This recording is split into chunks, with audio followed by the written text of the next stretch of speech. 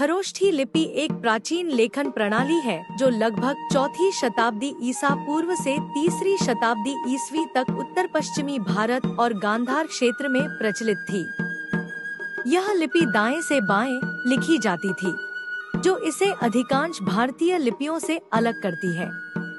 इसका उपयोग मुख्य रूप से प्राकृत, संस्कृत और गांधार भाषाओं को लिखने के लिए किया जाता था। खरोष्ठी लिपि की उत्पत्ति संभवतः अरमाइक लिपि से हुई, जो आचमेनिद साम्राज्य के प्रभाव के कारण इस क्षेत्र में आई। कुछ विद्वान इसका नाम खरोष्ट नामक व्यक्ति से जोड़ते हैं, हालांकि इसके ऐतिहासिक प्रमाण अभी भी शोध का विषय हैं। यह एक अबुगिड़ा लिपि है, जिसका अर्थ है कि प्रत्येक व्यंजन में एक अंतर्निहित स्वर होता है।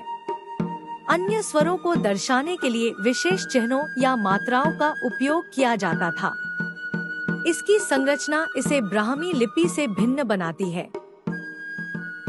खरोष्ठी का व्यापक उपयोग बौद्ध और जैन ग्रंथों, विभिन्न शिलालेखों, सिक्कों पर उत्कीर्ण लेखों और प्रशासनिक दस्तावेजों में मिलता है।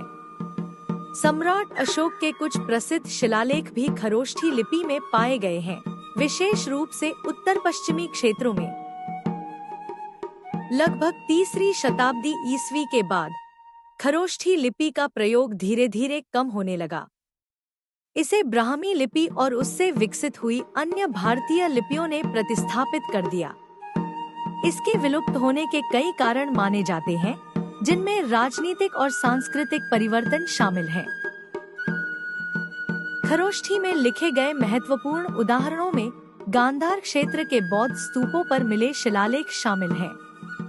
यह लिपि मध्य एशिया तक फैली हुई थी और रेशम मार्ग पर व्यापार और बौद्ध धर्म के प्रसार के साथ यात्रा करती थी। आज खरोष्ठी लिपि का दैनिक उपयोग नहीं होता है, हालांकि यह पुरातात्विक, ऐतिहासिक और भाषाई अध्ययनों के लिए अत्यंत महत्वपूर्ण है। यह प्राचीन भारत और मध्य एशिया के इतिहास और भाषाओं को समझने में मदद करती है। आधुनिक समय में खरोष्ठी लिपि को यूनिकोड मानक में शामिल किया गया है। इससे शोधकर्ताओं और छात्रों के लिए डिजिटल माध्यमों में इसका अध्ययन, विश्लेषण और संरक्षण करना संभव हो गया है। यह प्राचीन ज्ञान के द्वार खोलती है।